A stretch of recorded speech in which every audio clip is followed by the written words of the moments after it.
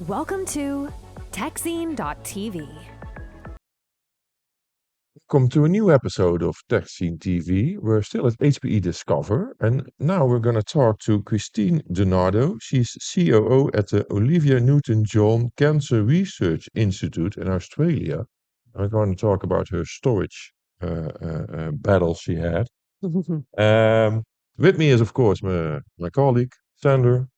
Hello, back for a new day, right? Yeah, A new day of recordings, and obviously we have Christine here. yeah. Thank you for joining us, and welcome to the show. Thank you. Thanks so much for having me. Very Because exciting. You're doing very important work, I think, right? I think everybody would agree that you're doing very important work, cancer research. I mean, cure for cancer would be nice. It would be nice. Yeah. And, we've made significant progress already.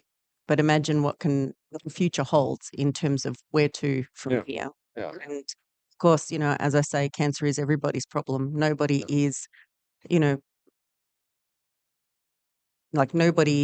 everybody's affected. Yeah. Essentially. Everybody knows someone who had Exactly. it or Exactly. fortunately died of it, and yeah. Exactly. So obviously we're very much focusing on how we can address that problem worldwide and how we can accelerate to discovery. So and you're based in Australia, right? In the That's company. So right. and the entire company is just it's Australia only, but you have a global reach, right? That's right. So the Cancer Research Institute is located in Melbourne, Australia. We're fully integrated within a hospital. So essentially we see patients in the morning when we're going into the laboratory and into work to do our work, and they're waiting to receive treatment. Mhm. And likewise in the laboratory, the researchers are on one side doing the research and the patients are receiving Yeah. care across the I hallway. I think that's very common in the healthcare industry, right? So that to have an institute be combined or adjacent to a hospital, right? That's right. And Yeah. it's actually quite unique, but it's becoming more considered because it's so important for us to genuinely be able to have that close integration between Yeah. the clinicians and the researchers. And in our case, as a not-for-profit research institute, our mission is to essentially discover and develop innovative cancer treatments that are more effective, equitable, Yeah. and accessible Yeah. people. And what's the in general, what's the role that IT plays in this very good Mm. thing that you're doing? Yeah. Well, thank you for the question because, as Chief Operating Officer of the Institute, when people would hear a Cancer Research Institute, they're thinking about research, the experiments, the discoveries that are taking place.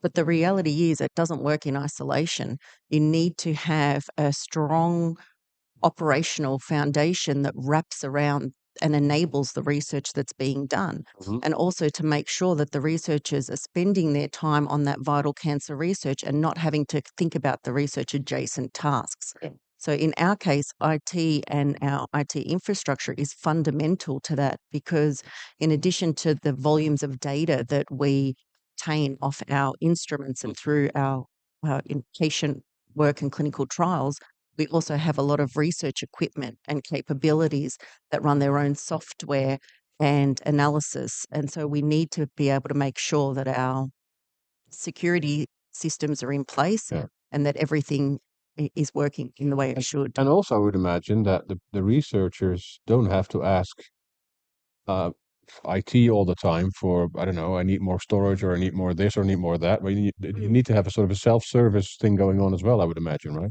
And that's exactly where we're moving to because the reality is that, going back to what you were saying before, we are located in Australia, but we collaborate with collaborators, other institutions and universities and industry worldwide. So we have to be able to share our data. We have to be able to work with people, and our staff and our researchers need to be able to manage that and be able to have support from our IT department, but for it to be much simpler. And how much data do you have as a research institute? Mm. Because yeah, people are watching and like a lot of data, but what's a lot of data? And I think, I've been hearing a lot during this meeting Yeah. about petabytes of data. We're not there, but Right. for us, it's a lot of data. So if I give you just sort of a spectrum idea, 10 years ago when the Institute opened, we had 14 terabytes of data. Okay. Mhm. So now we're, 10 years on and we've got 250 terabytes of data. But with the evolution of and progress being made with regards to, systems and technologies, we've got one group, for example, who works in bioinformatics and computational biology that is expected to be basically generating 100 terabytes of data a year. So Yeah. it's really growing. Yeah, and you probably also, so the images are higher resolution or become bigger, so that the files become bigger as well. So it's everything, progressing all over everything, exactly. That's right. It's far more sophisticated. I mean, a piece of microscopy equipment generating an image 10 years ago was, most a high end able to give you 6 data points or, looking at 6 biomarkers on or within a cancer cell.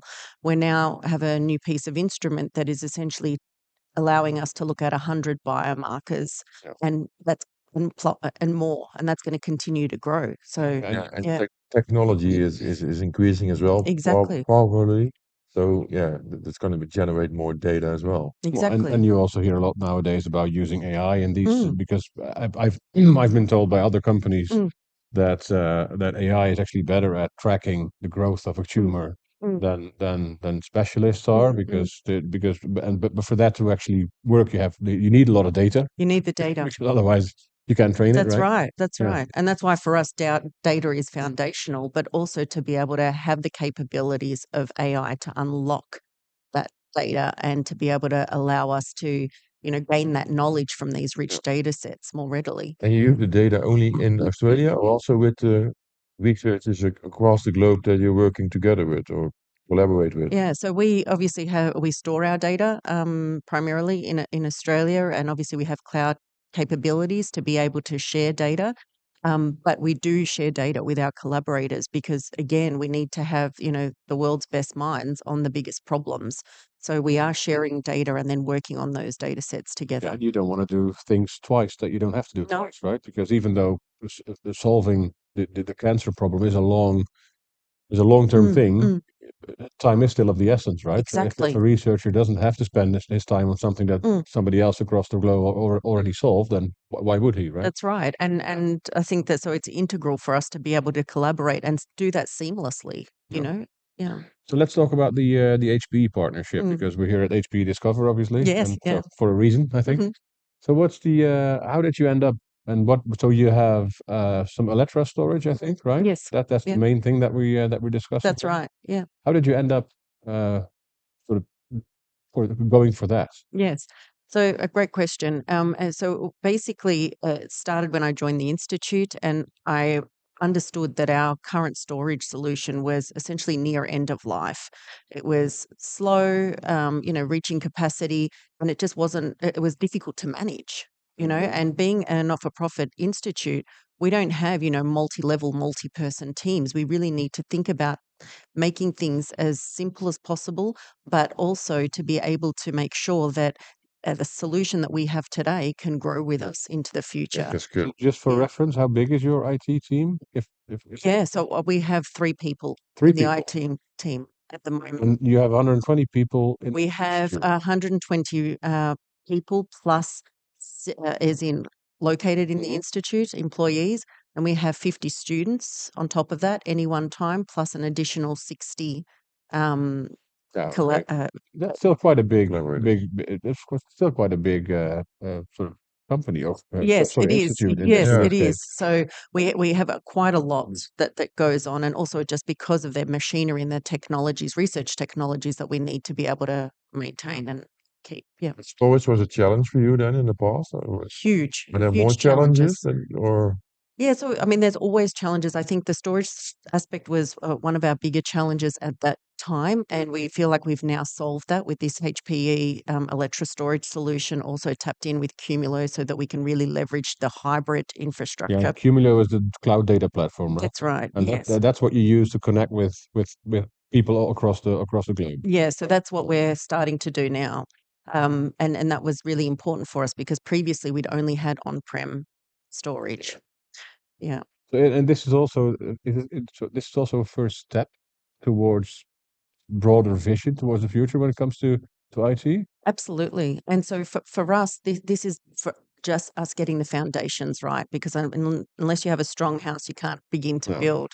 No. And so, knowing how critical data is and knowing how important it is that we can understand what we've got and genuinely fast-track discoveries, we had to get the storage solution correct. Now that we have that, we can continue to innovate as HPE is innovating and as others are innovating, and we can do that in our research so that we can grow those capabilities for data sharing, but also, in terms of how we can connect and leverage technologies and know-how around the world that we might not have previously had within our four walls. Do you also see this as an opportunity to attract the best people and to actually, because people are starting to expect more and more of their environment as well, right? If they don't want to work with you if your storage layer is bad. Absolutely. Right? They want the best tools. Yeah. Well, and that's the thing. Our job as an institute is not only to work towards research, but we need to be able to support our researchers. Yeah. And in a competitive landscape where funding is always the biggest challenge, how do we actually fund our research? We need to be able to provide processes and structures that are going to make sure they have the best environment to thrive and to succeed in the work that they do. Yeah. And before we recorded this, you mentioned that it was about 12 months ago that you onboarded this new solution. I know it's too short to actually say. So 12 months may seem like a long time for most people, but it's too short to actually give an informed opinion on the case. Yeah. But what first impressions? What did you hear back from the people that you work with? And the collaborators. Are they happy? Are they? They are thrilled, and which makes me happy because this was one of the first structural changes within the institute on this level, and for it to have the process and implementation to have gone so seamlessly, but the ongoing support to be brilliant. And the reality is, from the researchers' side, I mean, at one point they would have to come to IT and request, data to be shared with a collaborator in the US or in Europe somewhere. And then, we would have to move things around to make that happen. It would be slow. It would be, inefficient. Right now, it's literally, a couple of buckets and the press of a button, and data's where it needs to be. And this sort of a final just popped in my head. I imagine you also scaled down the footprint of what you had in terms, because modern storage is much more efficient than older storage usually, right? Absolutely. Does it also have sustainability benefits? And that's one of our pillars at our institute right now, to really consider sustainability in everything that we do. And so that was a consideration for us as well, with regards to not only reducing our footprint and therefore energy consumption as a whole, but the fact that we've gone from 2 on-premise storage solutions to 1 with cloud capabilities that can flex and adapt as we need to also helps us do that. Are you now looking into more in innovations to make it even easier for your researchers to work, or? Always. We're always continually looking to innovate. And I mean, that's why HPE Discover is so great, because, and HPE as a company has been really connecting us with partners and with people that are going to help us on our journey to really understand what are the potential solutions to problems that we are facing. And just finally, what do those 3 people that are in your IT team do now when they're not planning the capacity of the storage or whatever? When they're not managing our storage, they're looking after our software and our instruments for our researchers. Okay. But they're also now have the space to genuinely be able to innovate themselves, to be upskilling and considering what it means for us to make sure that we have the framework in place to be able to genuinely leverage AI and unlock the possibilities that it has. So it has given them more space to actually move forward and to progress. All right. Okay. Thank you, Christine. Thanks so much for having me. Thank you for being on the show. Yeah. Thank you for watching Techzine TV. We're still at HPE Discover. There's more to come, so please keep watching. Thank you for watching Techzine TV, the channel about enterprise technology that brings you IT insights and analyses from events all around the globe. We cover everything, everywhere. Visit techzine.eu for more written in-depth articles and analysis, or keep watching techzine.tv. Don't forget to subscribe to our channels and share your favorite videos with your colleagues. We'll see you soon.